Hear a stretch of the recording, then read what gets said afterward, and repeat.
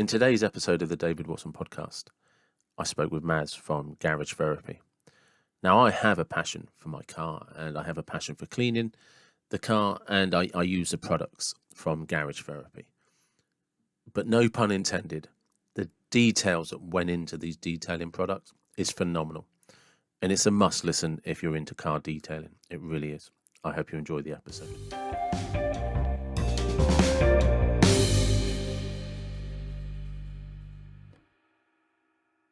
Hello, welcome to the David Watson podcast. How are you? Thank you very much. Yeah, I'm very good. Thank you. Thanks for the invitation. I Talk to you today. very much appreciate you coming in, or coming on to that, especially as I actually use your products. And Okay. so I found out about you from a guy called Liam, who's a detailer down in Amesbury who looks after my car. And that's how I found you on Instagram as Garage Therapy. And since then, in fact, I've got some shampoo on the way. I ordered some the other day. Oh, thank you very much. That's all right. Hopefully you get it soon. Yeah. So, but how did you, how do you even start? Because it's not just, you don't just detail. You actually just thought, kind of sod it and started doing your own products. Yeah, so I guess I'll give you a rundown of my background and how the concept or the passion for detailing started.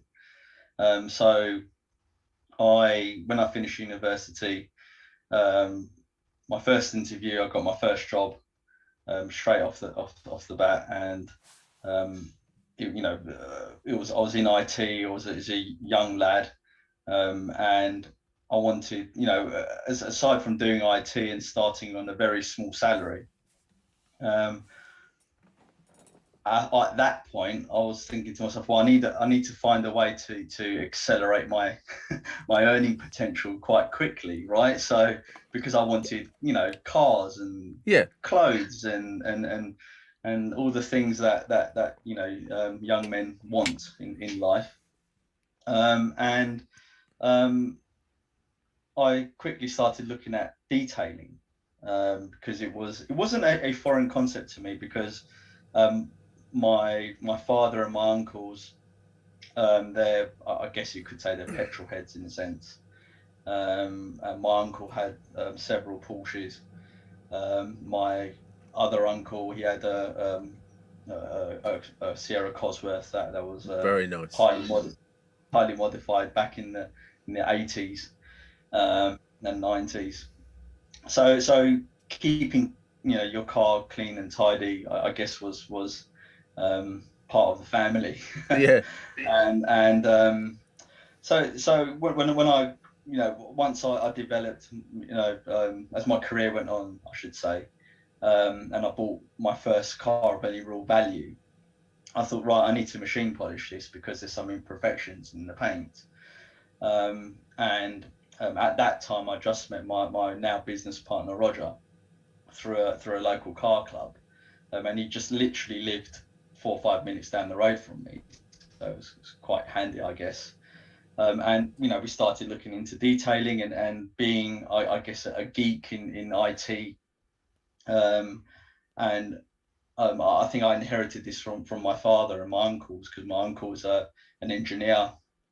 And my father was very good at mathematics and memorizing things. So attention to detail is within my my ethos or my blood, you could say. And I didn't just want to detail. I wanted to know how to detail. I wanted to get the very best possible results straight off the bat. That's one of the reasons why I don't really do DIY, because if I can't do it perfectly, I just don't want to. Yeah, I'm the same. Yeah. So I started looking at getting a professional to detail my car, and I quickly found out that it was well beyond my budget. So that forced me to look into detailing and learning it for myself, and that was around 2006. Okay. 2005, 2006, and I do what I normally do. I research, I read whatever literature was available on the internet at the time, I reached out to various people through email that I saw on forums and on the internet. Mike Phillips being one of them. He's a quite a famous chap in America. He runs one of the largest, I think, resellers in the States called Auto Geek. And at the time, this was a long time ago, obviously, I reached out to him. I said, look, I just asked him a barrage of questions, and luckily he responded to me. Nice guy. And gave, yeah, and then he did 2 or 3 emails back and forward, and he gave me, tips on how to start, what to do, and I just continued my I guess my passion from there. Really, I bought the equipment, I started practicing on my own car, and you could say the rest is history. In 2008, Roger and I turned professional. So we use detailing as a mechanism to obviously get the cars in and charge a fair amount to get them detailed, and word spread, and we got busier and busier. And it came to a point 4 or 5 years later whereby the demand got so high that we had to make a choice. Do we stop our full-time careers? I was in IT, he was a structural engineer, to pursue detailing. And we quickly figured out that we weren't ever going to earn as much detailing as what we were in our careers. Because So they're we two chose on. serious careers, structural engineering and IT. Yeah, They're absolutely. serious careers. Yeah, absolutely. I mean, I was fortunate that from the age of 25, I got thrust into management as well. So my earning potential was quite high from a young age. And it was a no-brainer. Effectively, I just thought there's just no way that I could, unless I went full in to that industry. Not that I wasn't full in anyway, but full time, and really, set up a shop, let's call it, or a unit, and had 3 or 4 cars in a week of significant value, and the details were significant size to earn the same sort of money. I thought it's just not possible. So we chose our careers, and we chose to wind down the business, or wind it down to the point whereby we only did cars that we really wanted to do, Yeah. as just to keep us up to date and as a hobby, really. And in 2018, Roger, many years later, Roger got himself a new car, and he came to my house and showed me the car and everything, and he said, "Oh, we should start detailing again." And I chuckled. I said, "You got to be joking! I can barely survive at work and having a young family, let alone start machine polishing cars again."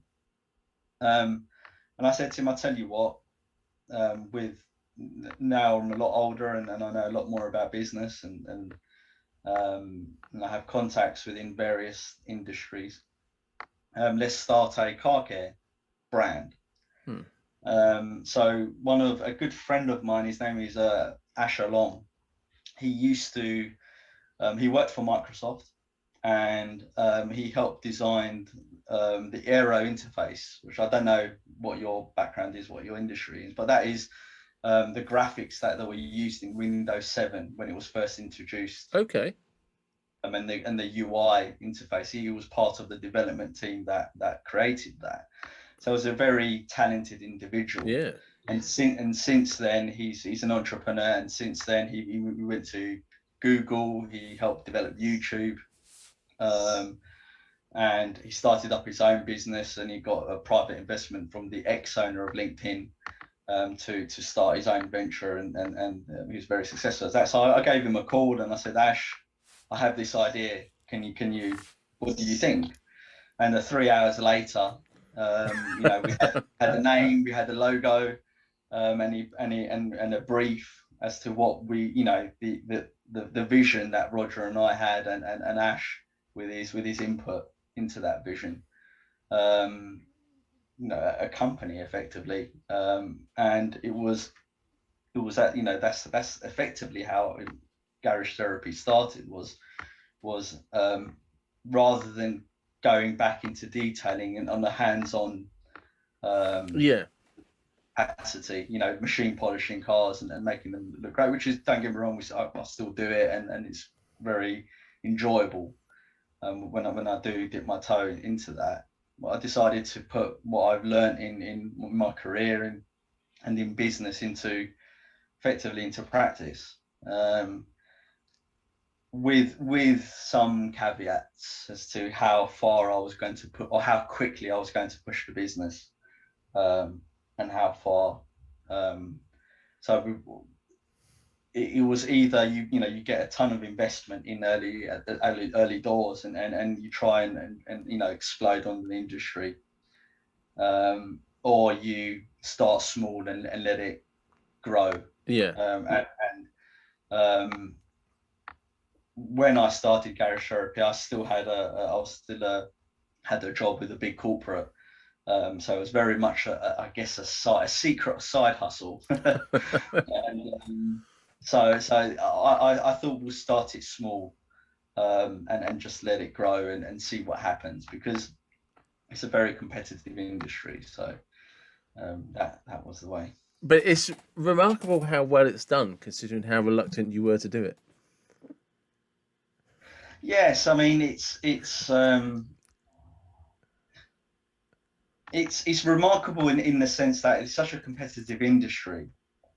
There's so many um, ways you can approach being a car care brand, and Yeah. it goes back to your initial question. I'm cognizant that I'm diverting now That's from your question, that's fine. but it's how do you start, and it was very much that was at the forefront of our conversations when we came up with the ideas, is what do we do, how do we approach this, how do we start, what type of supply chain are we going to have, what chemists are we going to have, are we going to go the white label blended route, go to one of the large chemical manufacturers and ask them to make us products, are we going to find chemists and get them to create everything from the ground up, and outsource the manufacturing? Are we going to launch a full range from the beginning or not? So there was various, I guess, integral topics that needed thorough discussion and Yeah. planning, to map out what garage therapy could be and how it should start. And I mean, I'm happy to go into a little bit more detail as to how those Oh, conversations went. But I definitely want to do that. But there's a question that I'm burning to ask. And then we're going to flip back. What was the car that started all of this? the car. Yeah, that you met So with Roger. yeah, so I bought a Seat Leon Yeah. Mark One, and it was I wanted the Cupra R. So Yeah. the money wasn't the issue in the sense of just outright purchasing the car. It was more the insurance. Yeah. Now, I passed my test quite late because of an injury that I had to my left leg. Yeah. So I had nerve damage. Don't ask me how it happened, because no one knows. But Oh, I right. had quite bad nerve damage down my left leg. One day I woke up and I couldn't raise my left foot up, Jesus. and yeah, no, I went to a hospital I believe it was in Holborn at the time, a neurologist, and they'd done various tests, and they said, yeah, your nerves from my hip down to my left leg have been damaged, and the signal is just not reaching your Hmm. left leg to so you can raise your foot upwards. That means I couldn't operate really a clutch, Yeah. or play any sport. So that delayed me passing my test for a couple of years, and that ultimately had a knock-on effect on insurance premiums and Yeah. things of that nature. So when it came to me purchasing my first car, I wanted a Cupra R, which was a 1.8 turbo, and the insurer was like, no way. So I ended up with a diesel, and it was probably the best thing that ever happened to me, because it forced me to understand, aside from understanding diesel engines, but how to modify a car properly, Yeah. especially with the help from my uncle, from being an engineer and tuning. But I knew that it was never going to be the fastest in the straight line. So I was looking at other things that would make the car at the time, at that age, make the car special. And I took it really far. But it was to answer your question, it was a Seat Leon uh, Mark One. Mark One. Yeah. And And Roger had the same. At the time, he had the same car. He bought the same car. His one was black, mine was silver, grey. Sorry. So you see, yeah, I just need to put this into context. You got into detailing from a diesel Seat Leon. correct. So that is car nuts at its worst. Do you know, Yes. at its best even. Do you know? Yeah, I mean, detailing is about. It doesn't. I mean,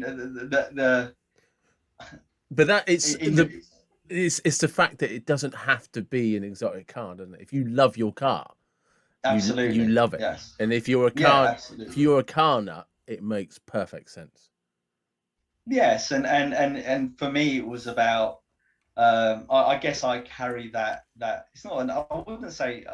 I don't like the term OCD because it's not obsessive compulsive disorder, but I carry that ethos, keeping things clean, keeping things Hmm. organized. I'm very much, you have a tidy mind. Yeah. Your life will effectively sort itself, or lay itself out accordingly. So I try and make my life as organized as I can, not control, just well laid out. So, and I like that with my vehicles. So, I'm fortunate that I own three cars now, and each one of them is I care for, probably not as well as I could, but I put a lot of care and attention into all of them, regardless of make or model. Yeah. I almost think it's a reflection of yourself to a certain extent. Oh, I agree. I agree. I mean, like I said, I just love the fact that the passion started with um, the Seat Leon diesel, because when you say car detailing and stuff like that, everybody jumps towards supercars, exotics, luxury models, brands, and all that. But passion doesn't care what car it is. Do you know what I mean? And when you've got that car and it's your first love and you just love that kind of thing, it doesn't matter. You like you and it it's just a wonderful way for it to grow from, because it didn't really the seed that took it was just actually just a passion for cars. Yes, absolutely. Yeah. And I mean, ultimately, detailing is an extension of, let's say, motorsport or the automotive industry, right? yeah, So we all love cars, and to take that obsession further. Well, what else can you do with a car apart from obviously drive it all the time and track it? Well, you yeah, clean it, you maintain it, and I guess that's the time where you can gather your thoughts, right? And this is I guess it is where it comes to the name, right? I love the name. Yeah. So you just say you do a track day and you come home and you clean the car up from your track day because it's got peppered with rubber and grit Yeah, and stones, God knows what else. And that's the time where you bond with the car, right? And you inspect it and you clean it and you say, right, is it in good shape? Is it not in good shape? If there's any problems that I need to be aware of, is it looking as good as it can be? And that's the therapy aspect of it, right? It gives you a lot of thinking time when you're cleaning a car. oh, definitely. I mean, I got a TT and I purchased it about 18 months ago, 2017 plate, white. And well, actually, why am I telling you? You've seen the pictures. I put it on Instagram. Liam finished with it. Well, for the benefit of your Yeah, listeners. yeah. um, and I find it so therapeutic to clean it, you know. And it was, and that kind of that obsession you were talking about is what got me to get in touch with Liam to start with. Just like, actually, I don't think I'm doing a good enough job. I could do with Mm. somebody putting down a good kind of baseline and seeing what happened. And then, of course, then that led into you need to try these products. And I was like, oh, right, okay. So, how did you come up with?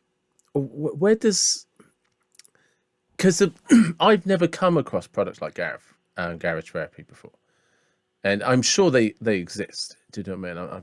But can you explain what the chemical processes are? Because you have well, there's the I'll let you explain because there's like three, four different treatments, isn't there? Hmm.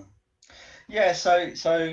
The so one of the when I guess when you're I think it's very important that when you start a company, um, or you start a business venture, that you have, at least you set yourself goals, right? I mean, it's as with anything you do, you have to aim for something. It's the Yeah, reason why our eyes are pointing forward, right? Because we're absolutely. very aim-based creatures, right?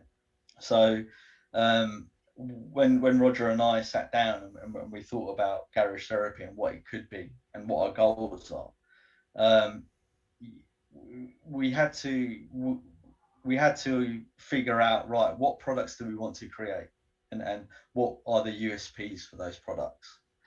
And we didn't want to just create generic products for the industry, because there's already fierce competition in the industry, with lots of different companies offering shampoos and quick detailers and citrus pre-washes and tar and glue removers, etc. And then that's all well and good, and you need those products, but you need, as a company, you need a way to stand out. And as part of our effectively our design philosophy for these products, um, they have to be of the very best quality that we can afford or we can get. Um, they have to perform, and they have to be of value. Now, value, people, when you say value, people may think, oh, it's monetary value. And that's one component of value. Hmm. But value can extend to lots of different aspects, as can performance, as can quality. So they're not set in stone as to what quality or performance of value can be. So for example, um, I find a good smelling car shampoo of good value. Yeah, Now, what is the value proposition of a good smelling car shampoo? Well, you get the therapeutic element of it, you get the pleasurable user experience. Um, that also then translates to the performance aspect, right? So, a good smelling car shampoo will more likely make you more um, systematic in the way you clean your vehicle, and more, um, how shall I say it, more conscious of what you're doing, because that pleasurable experiencing is heightening your senses, and you're getting engrossed into the task that you're fulfilling at the time, right? And the quality aspect is smell from a sports science perspective, let's say, or not necessarily sports science, but from a biological scientific perspective, can influence your perception of whether a product is good or not from a quality perspective. And that's just smell. You've got lots of different components to each product that will touch those three key principles. And when we, over, I say hundreds of hours of conversations with Roger about how we're going to approach each product, we will literally sit down and map out exactly what we want their product to do. Now, this doesn't mean that good products that meet these criteria don't exist in the industry. They do. But our job as a company is to ensure that we bring what we feel we bring the very best that we can in one package and one brand, to our our clients, the end users. Um, so hence we have, as part of the design process of looking at each of these chemicals, we wanted to break it down, one for the person that's getting into detailing, that might not quite understand what all the products do or what products they need. So we started with zero being the very first step of the cleaning process. So zero is our cleanse range, yep, and it's part of the naming of that range. Um, and within Zero, we have like the decon shampoo, which decontaminates the vehicle.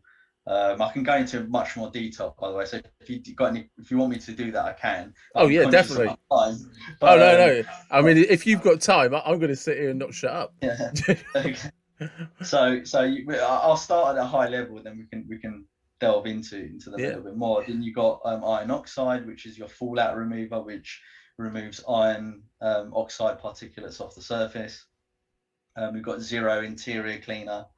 Um, at the moment, we have other products that I can't tell yeah, you about that will fit into that Zero range. And then one is the maintenance side of the product suite. So, your car shampoo, your wheel shampoo, your glass cleaner, to maintain the vehicle effectively. So, you deep clean it to begin with. You then go into your maintenance mode, and then the 2 and 3 of the product range is 2 is the protection side.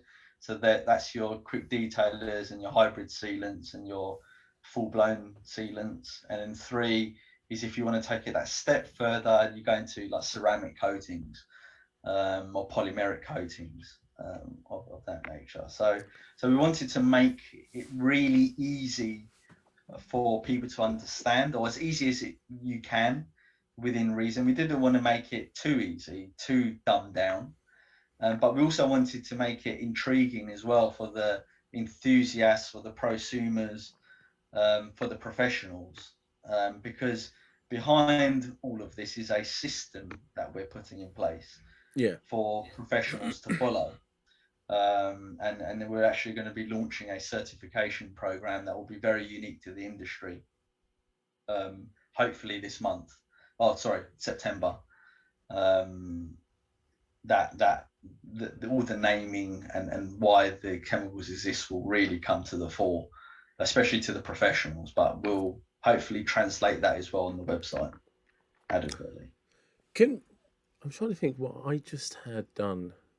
Obviously, I had the decon, and have you just released a new product, a new ceramic? Yeah, so we released. Comes in like a little box. Well, Correct. Yes. that's what Yes. I had. So yeah. Okay. Very good. Excellent. So so we released 3 ceramic coatings.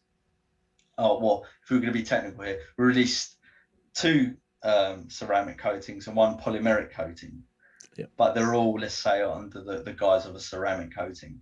And the one of the coatings called Typhon, and there's reasons for the names as well, but it's called Typhon, and that's our 5-year coating, and I hate the term 5-year, and I can explain to you why yep, I hate cool, that term. It won't be popular, but good. um, um, I'll do that once I've Yeah, told you.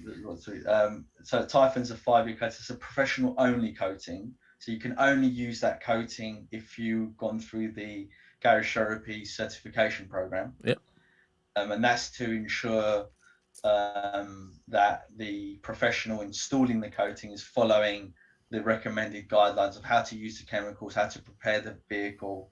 There's other aspects as well, yeah, as we want to ensure that the professional is insured, as well, for public liability and all that jazz effectively, and that they know the ins and outs of how the coating works. So when you apply ceramic coating, you have to do it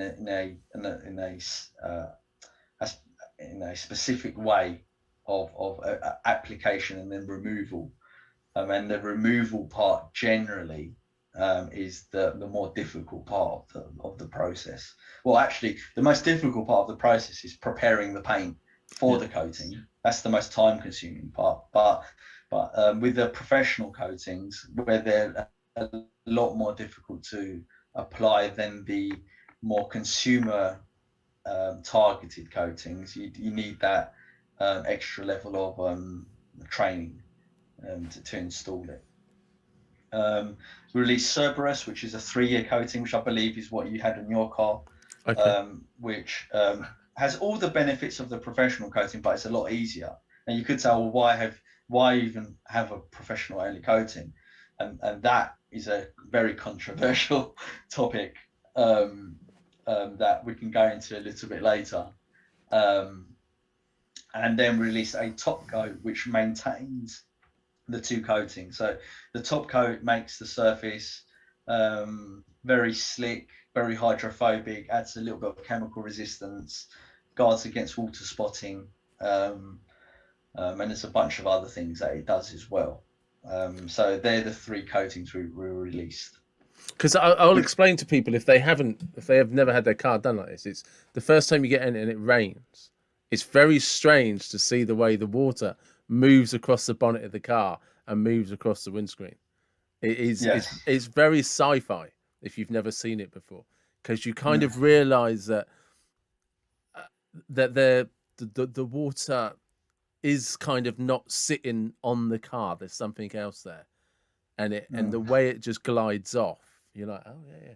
You know, Yeah, it's so what protective products do is alter the surface tension of the paint, and that's what gives the hydrophobics effectively and the feel of the paint. So there's various reasons why you would want beading, yeah, but there's also negatives to beading as well, and water behaviour. If you imagine those balls of water, if the water isn't soft and you leave the car out in the sun, well, they will magnify the rays and potentially evaporate the water, which will then leave the mineral deposits behind, which is your watermarks. yeah. So there's negatives to having it be, but the positives that I would say outweigh the negatives. Okay, And if you care for it properly, you can mitigate a lot of those yeah, troubles. yeah. I can only talk from my own experience of having it. You know, I wash my car probably about once a week to once a fortnight. Just wash it with water and wipe it down, and then dry it off, and Mm, then about every 3 to 4 weeks shampoo, and okay. it just never, I wash it down with water after like what Liam's done after about a week, Yeah. and it will just look like I've left Liam's. Yeah. So That's really good. yeah, yeah. Yeah. As long as I dry it off and polish it, like dry it off Yeah. properly, it'll look like Yeah. it's just been done again. And I find Yeah. I can probably do that 2 or 3 times, and then shampoo everything, and it's like, Yeah.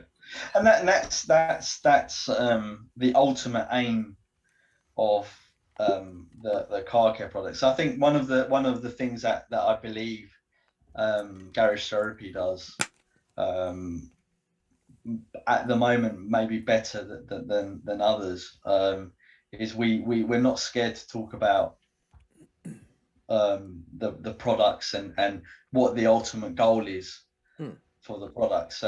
You'll notice, and I'm sure when you look on Instagram, some companies will focus on the color of their wall cleaner, or the color of their snow foam, or whether it's got good water behavior. Well, not to say that we don't do that as well, but we'll have a conversation about, is beading good or not, yeah, even though our products make things bead.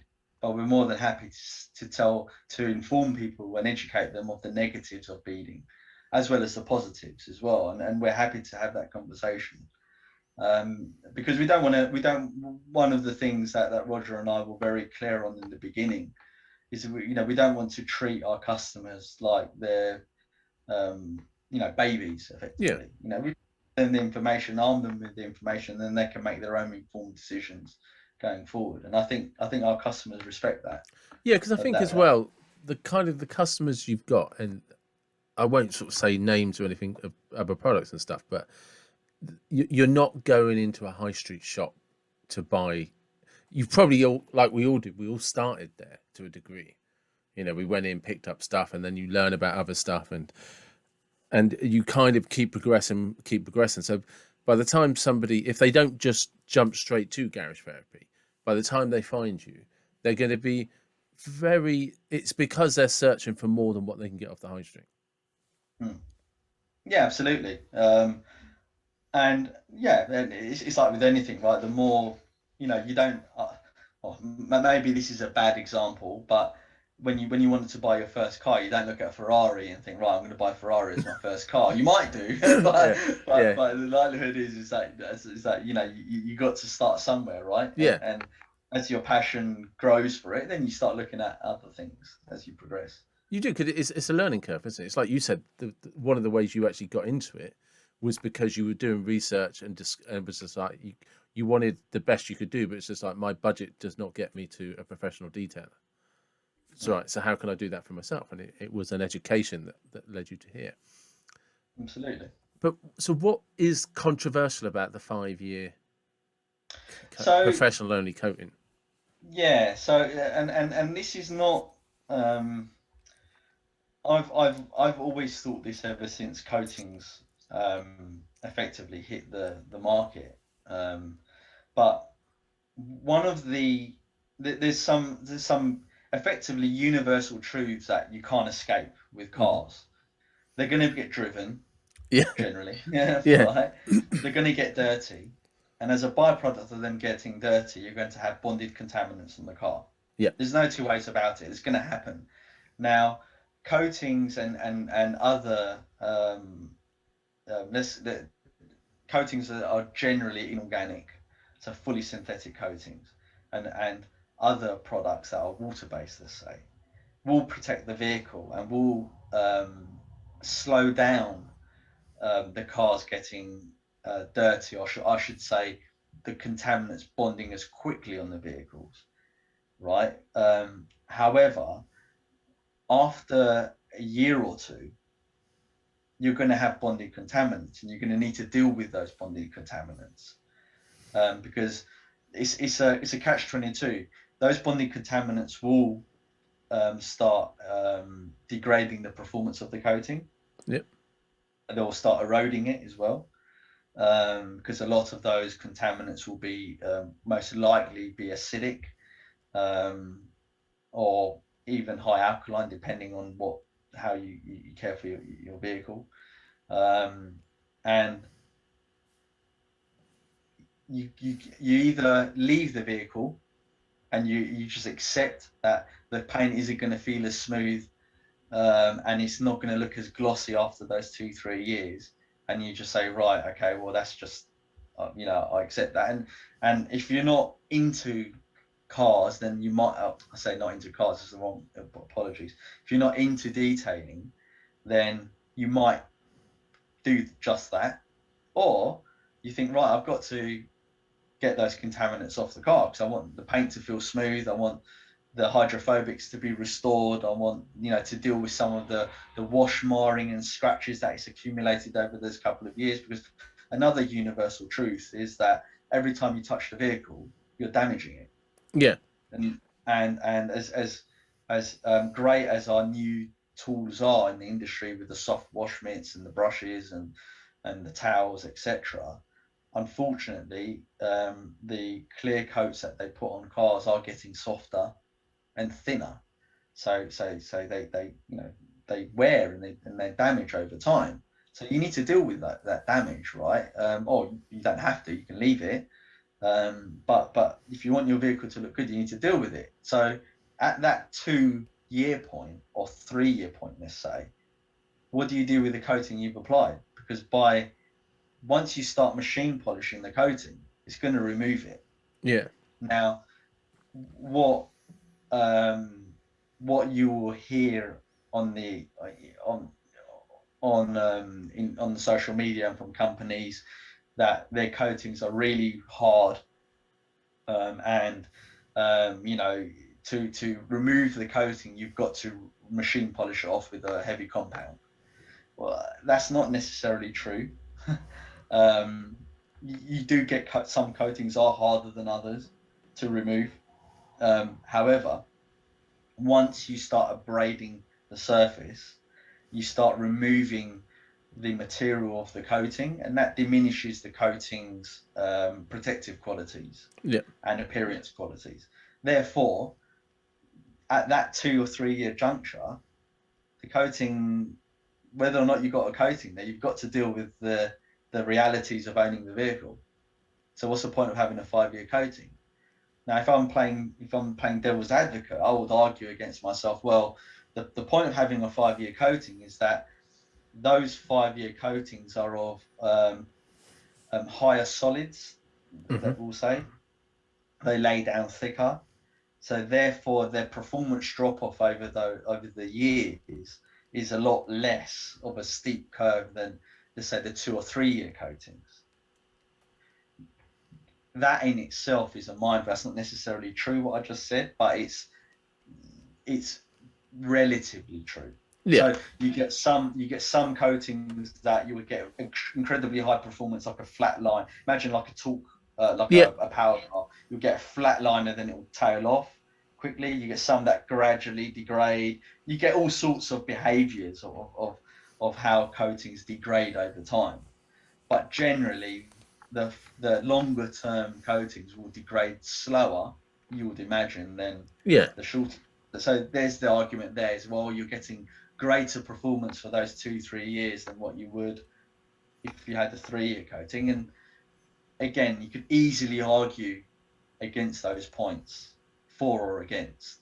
So I'm of the opinion that really you don't really need anything more than a 2 or 3 year coating on the vehicle, because at that 2 or 3 year mark, you're going to want to send it back to your detailer for them to inspect the vehicle and potentially machine polish and recoat the vehicle anyway. okay, But equally, if the car's a garage, I hate the term garage cream, but if the car's yeah, garage, you don't drive it often, like my car, right? Then the coating's going to last for a very long time, so you don't need to worry about it. But you know, what I'm saying is a yeah, good generalization of the problem. yeah. But I mean, there is. It's look. It's the same as when you buy household paint, though, isn't there? Do you know what I mean? Mm. There's paint that just comes out that is just of a higher quality, and it's just slightly thicker, etc., etc. But at the same time, if it's right by the light switch and you've got 3 kids who are all toddlers or by the door, by the time you've had 6 months of hands rubbing on that, it doesn't matter what paint you put on. But the flip side to that is you started off with the quality in the first place.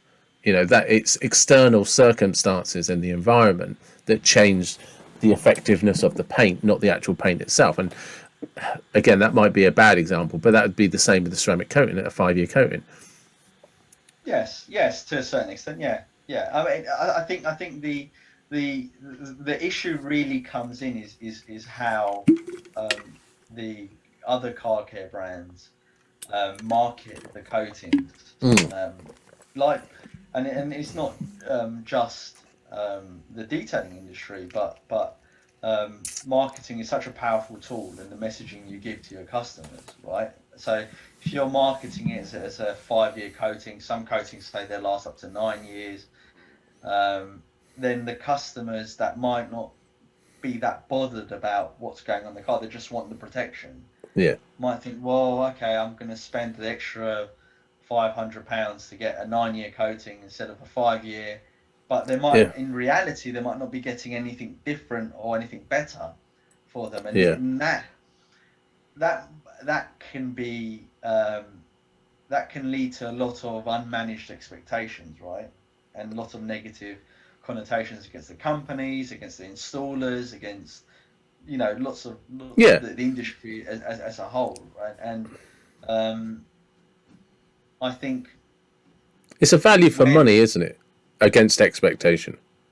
yes, yes, and I think one of the issues as well is that because the barrier to entry in our industry is a little bit low, in a sense, to the fact that you can go to a company and get off the shelf chemicals all to the scent and bring them out to the market, that then you get some companies not giving the right information to their customers. So then the expectation levels aren't managed correctly, or there's misinformation, and then you get into a whole world Well, that actually you know, does bring us back to something we nearly got into earlier on. Is how did you decide? Because you're not white label, so how yeah. did you decide to what chemicals to use and why?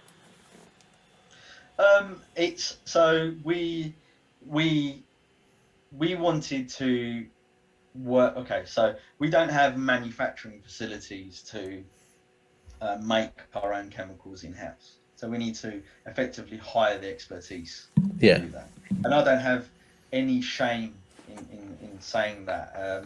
What you will hear is that, oh, if you don't have your own in-house chemist, then oh yeah, you're not as good as X Y Z brand, which is the biggest load of nonsense Yeah. I think Yeah. I've ever You're heard. not as good as the world's best industries in chemicals. Okay. Yeah, it's like let's liken it to the car thing, right? You know, if you said to Horatio Pagani, "You're never going to be like Ferrari because you don't have their resources," and it's like, Yeah. well, look at him now. You know, it's like Yeah. it's so, and you can equally say that with Lotus, right? You know, they're they were virtually bankrupt, right? Still made great vehicles. Yeah. um, so with us, we due to our technical nature, we knew what we wanted, and what we wanted is just not possible with off-the-shelf chemicals.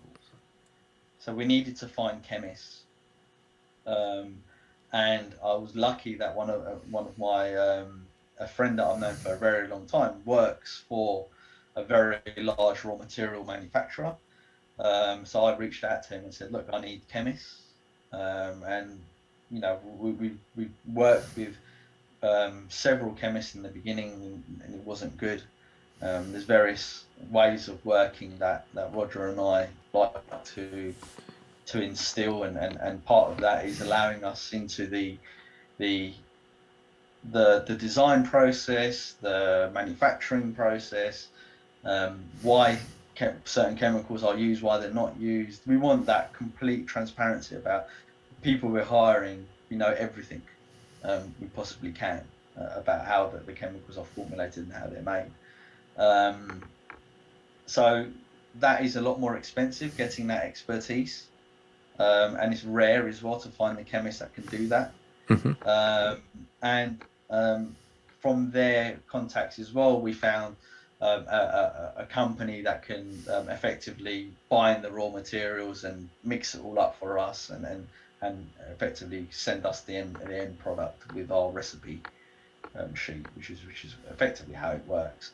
And as we've grown and we've sought we've tried to develop new products that we wanted to fit in the range, we've had to find other chemists. So one of the things that I didn't want to do is restrict ourselves to just one chemist or two chemists. So we actually use four different chemists now around Europe, because each of them have their own expertise in certain fields, Yeah. and they'll have their own industry backgrounds.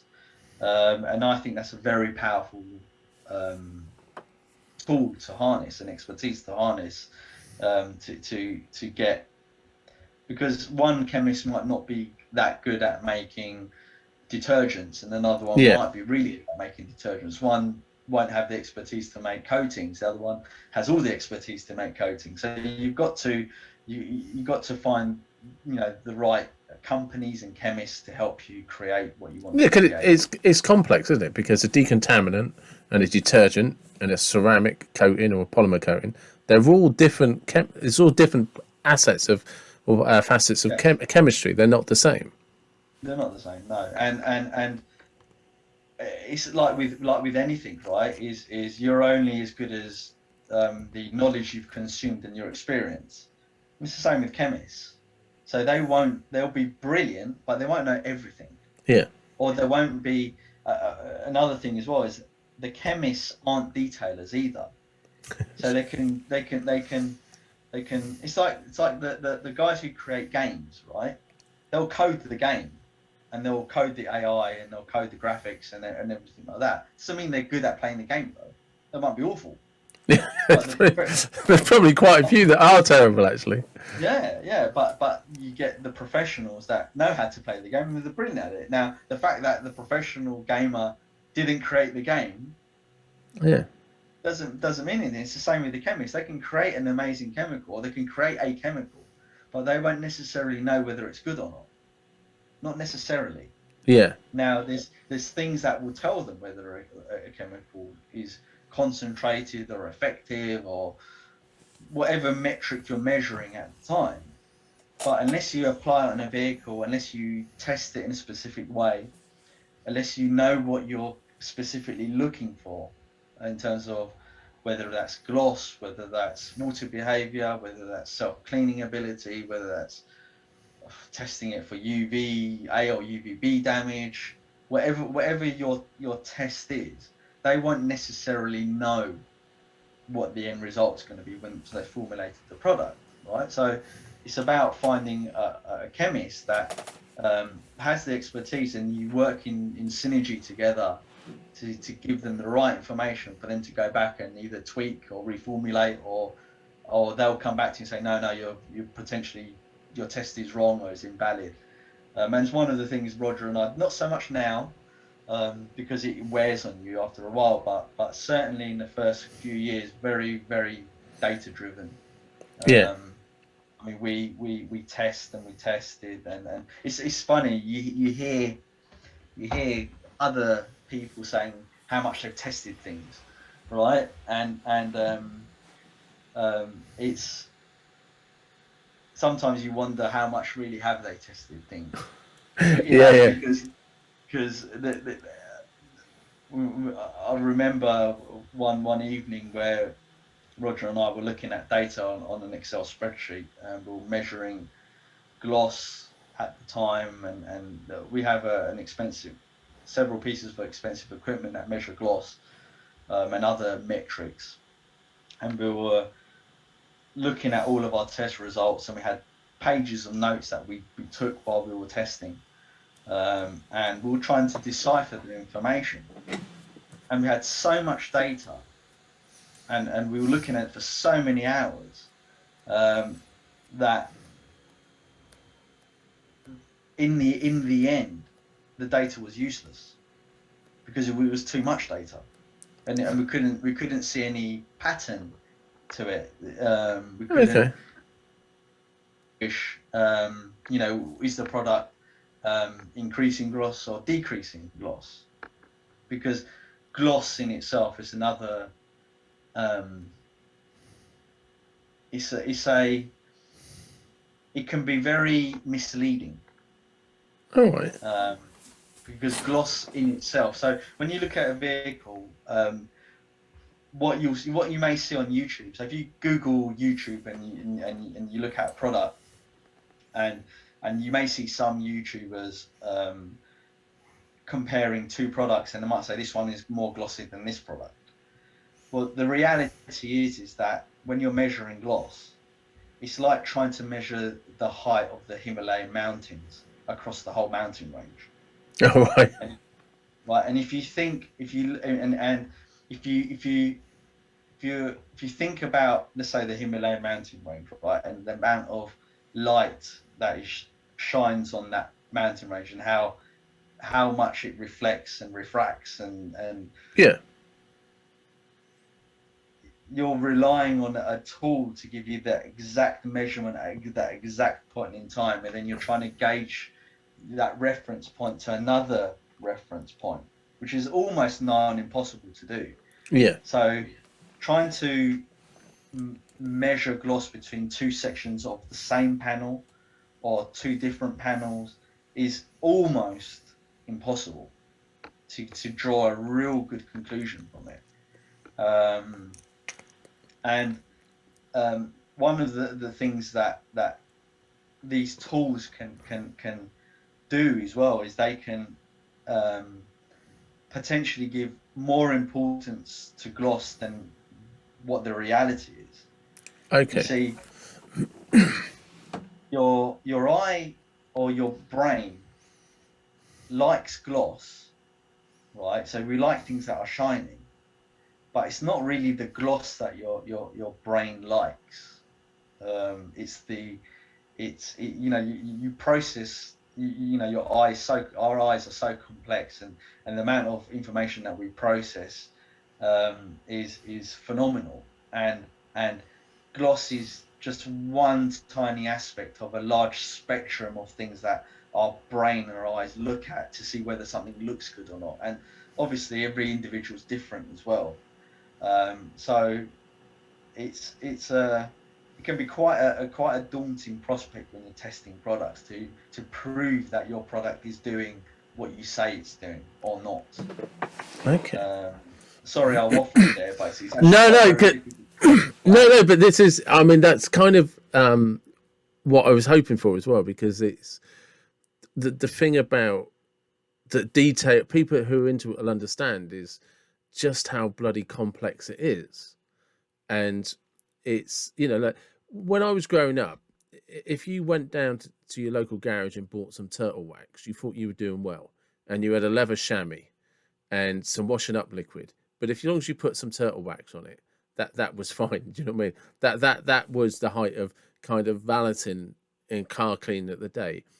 And then you've got products that things start to get a little bit more advanced, but it was still based around shampoos, simple polish, and it did. It was like that for years, and then I suppose what in about the last 10 years, maybe 15 years, people have started investing the time in the technology, and a lot of these coatings that it's become so sort of technical, and there's so much industry and thinking behind these things now, and with the polymer, we start talking about ceramic coatings and polymers and stuff. You're starting to talk about industries from the military to space tech, all to do with hydrodynamics, aerodynamics, and all of that. And these are now getting pulled just so that you and I can clean our cars to a higher standard. You know, Yes. but the Yeah. industry has changed so rapidly in terms of its Yes. advancement in technology. Yes, and we do look at other industries and read scientific papers from other industries to get clues as to what's potentially coming in the future. And um, it's you're right. There's so many new chemicals being created as well. So that it's almost overwhelming Yeah, to a certain degree. It's the same with the data that I was talking at. There's so much data available and information available that it can become overwhelming. I mean, detailing can be as simple or as complex as you want it to be. You don't need to go into the same level of detail as what I might go into, for example. Um, a good detailer doesn't doesn't necessarily need to know the most no, to be a good detailer. Um, I think what's happened, and this is where standardization of terminology and needs to improve in our industry. And there's associations like the IDA, International Detailing Association, and PVD in the UK, that are trying their hardest to help bring standards to our industry and things of that nature. Um, but it's you're absolutely correct. The amount of information now available and the technology available to detailers just wasn't necessarily there even 10 years ago. yeah, So and that reflects in the products that are being used today, and the tools that the detailers are using, and the type of finish you can get now from the different tools. And the truth is in the name of the of our industry, right? The detailing industry. It's all about the detail. So some people, what I think doesn't serve our industry much justice or give it the credit is the amount of thought that goes into creating some of these tools. And someone will come and say, oh well, here's one that I've enjoyed recently: detailing buckets. Right? You don't need a detailing bucket. You can buy a a bucket. £1, Yeah, yeah, bucket, £1 from B&Q. So that question gets posed to me by a very good friend of mine. Or it's become a good friend of mine. And he goes, "You don't need bullshit detailing buckets," and you don't, right? As long as it holds water within to a certain degree, you don't need it. But if you're detailing, then those are the things that the detailer should care about, yeah, because the in the same way that you dress up to go to work, you might wear a suit and a tie. That appearance that you're giving to people shows that you mean business, and the tools that a detailer uses should convey the same thing. I mean, from a business coach perspective, people can learn a lot from just the way they look, for example, or Yeah. the tools they use in terms of the perception that they might give a prospective client or the people they work with. But to tackle this detailing bucket thing, to bring some context to what I'm saying to the listeners, is that the reason why bigger buckets exist, and let's call them detailing buckets, where you get 16 to 20 liters, is not to try and rip people off, right? It's because if you wash the car correctly, then the transfer of the wash solution from the bucket to the car, right, should be at such a rate that your wash bucket diminishes. Yeah. So if you only have 10 liters of water or 9 liters of water, there's simply not enough water there to appropriately clean the car. Now, you That's the can say, well, detail. Marius, No, that's the detail. right? Now the you can have a reductionist argument and say, oh, you know, Maz or Maris, what the hell are you talking about? I can clean a car with 8 liters of water, you know. And yes, you can clean the car with 8 liters of water, but the difference between a detailer and an enthusiast is the detailer wants to inflict no damage to a car, Yeah. right? Or they want to inflict the minimal amount of damage and do it the safest way possible. And to ensure that the safest way possible is done is to ensure that the wash solution is being appropriately transferred to the vehicle, So, right? but that makes So perfect sense, though. it does, and but you'll get people saying, Yeah, well, I yeah. don't believe in that, and that's fine. I mean, the purpose of me saying it is not to say to the people, well, don't throw away your B&Q buckets, go and buy 10, 15 quid buckets, Yeah. but again, it just depends on how far you And want yet, to take the car, the right? funny thing is, anybody could go into their household cupboards, whatever, and they'll have half the products in there will have a solution metric on the back that says you should add so many capsules to this amount of water. Right down Yes. to your washing machine for washing powder, softener, all of that. It's all measured based on the dilution of water or the dilution of the liquid you're putting it into. Yes. So that would make perfect sense that actually your standard bucket isn't enough for the dilution of the water for application that you need. Yes. I mean, yes and no. I mean, so It's dilution. because So I'm selling myself a bucket now, a detailing bucket. there you go. Yeah, justify it to the wife. But it's interesting you should say that and concentrate. So the not all liquids, right, or chemicals are equal, No. right? Not all concentrations are equal either. And um, the detailer, again, he should know his chemicals, or he should absorb the information on the back of the label as much as possible, and understand why the chemist is saying put X amount of product into X amount of water, etc., and dial up or dial down that dilution appropriately for the Yeah. job they're doing. Um, However, and here's another area that what I particularly dislike, but it's a reality, is that um, you may see on the back of a shampoo, you may see it's dilutable 1 to 500 or 1 to 1000 or 1 to 2000. That doesn't necessarily tell um, the end user the actual real concentration of a product. So that is just a guideline that the chemist or the company is giving a user to gain an experience of using that product. And when I say experience, I mean like to gain adequate performance from the chemical to clean the vehicle, let's say.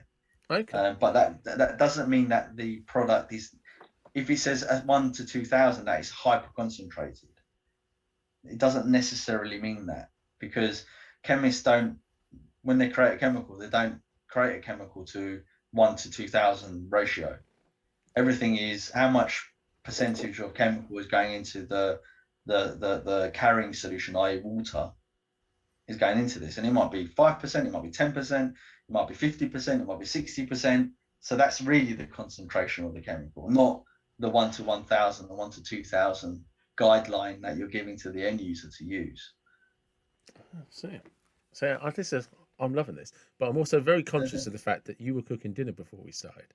Right? No, no, don't worry about that. Don't worry, it's fine. It's fine. I can stay on as long as you want me to. Well, I have one last question, because again, this is something I've bought into myself, but I don't know why. Right, so I have one of those like cleaning mitt things that you put your hand Yes. in, and and you've just launched a new one. Yes. But I don't. I buy one because I know that that's what you're supposed to do. I have no idea why. What makes that better than a cloth, or what makes that better than a towel? I don't. So yeah, so you get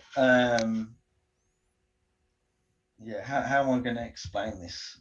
So the reason why we released a wash pad and a wash mitt recently is to do several different things. One is to maximize the potential of the shampoos that we've created to our customers.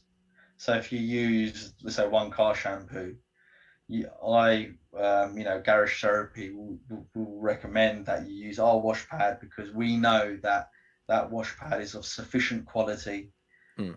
and its design is suited to maximize the shampoo that you bought from us. So you get the best user experience, the best performance, and ultimately then in turn the best value from it.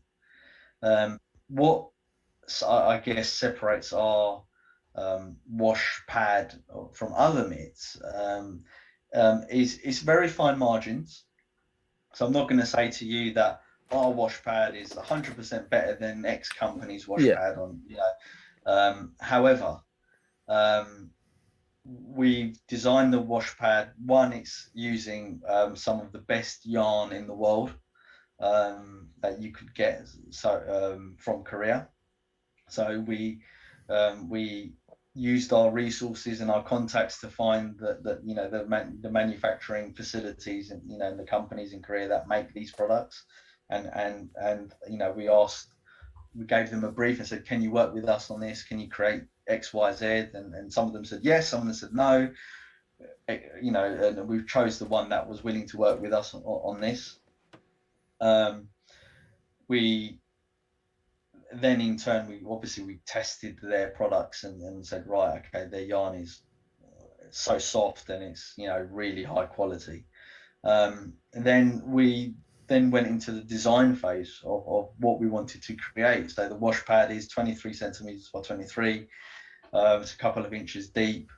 The foam, all I will say about the foam and its internal construction is that we're very meticulous into the design of the foam going in it, the lining, the yarn used, how much water it can absorb, how one that gave the user an ability to modulate how much water it absorbed, and the byproduct of that is the way in which it's designed encourages the end user to wash their car better than other wash medium. And the way that I explain this to people is that because of the size of the pad, you need to do less swipes on the panel than what you would with a smaller pad. And that seems obvious, right? But Yeah.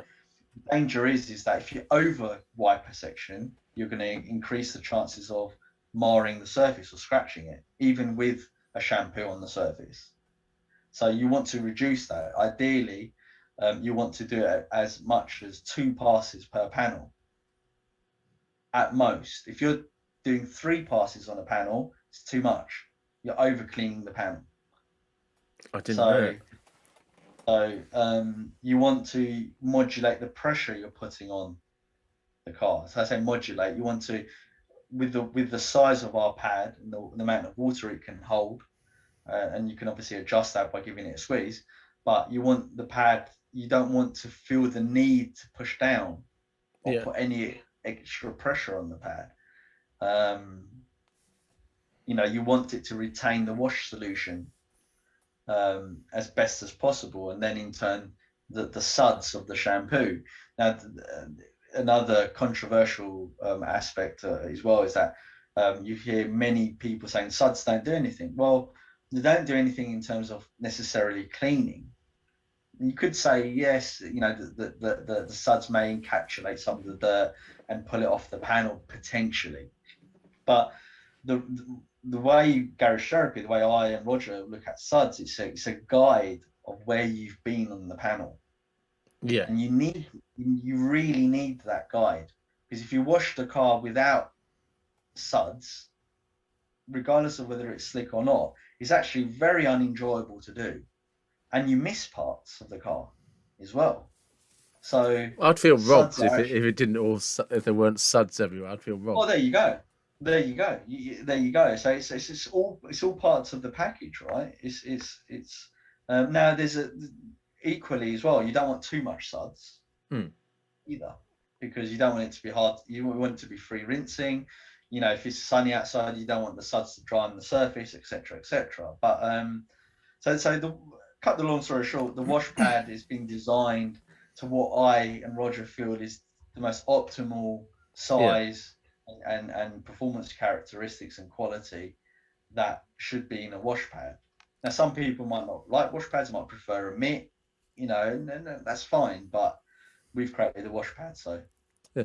But that sorry, I've just because that suds thing reminds me of something you said at the beginning about the lavender smell because it engages your senses, hmm. and that's what suds do to me. It So engages it's it engages me yeah. in the process. So I don't know if you play golf or you're a keen golfer, but the and I use this example constantly, so people would have heard me use it before. So you get high compression balls and low compression golf balls, and Okay. the only way you can tell whether a ball is high compression or low compression is the sound it gives off the club face. Yeah. So the manufacturers will tune the sound that the ball makes when it's impacted to give you the impression whether the ball is hard or soft. Okay. So the suds do the same thing. We're using the suds to enhance the user experience for the user. And I don't know if other companies do as much as we look into, as much as but it's a very important aspect to when we create our products. Is aside from the performance, every product of ours has to perform. There's no compromise. It has to perform, but we also care deeply about the user experience, because ultimately the professionals are going to be using it every day, Yeah. so they're going to want a good product to use, and the enthusiasts, when they clean it on the weekend, they want to be, they want to get their fix, don't they? But this is what's been lovely about this because the company has actually come about, because of the passion that you and Roger have for cleaning cars, for the detail of cleaning cars, and that it had to be. It wasn't just about the cleaning. It was understanding from a car lover's perspective the pleasure of cleaning the car, of the actual process of cleaning it, and the enjoying the look of it afterwards, and how and only a car enthusiast who enjoys cleaning their cars understands how good it feels later when you're driving it and you go out somewhere and you walk back to your car after that process is all finished. Absolutely. Yeah, yeah. And that's the thing I've loved about this is that's that attention to detail really does tie in with the therapy side of the name, is because for lots of us it's more than just cleaning a car. There's a therapy behind it. There's a the process of seeing something dirty, cleaning it. We love cleaning the car, and then it's the after effect that stays with us, and that's kind of all encompassed in everything that you and Roger have done.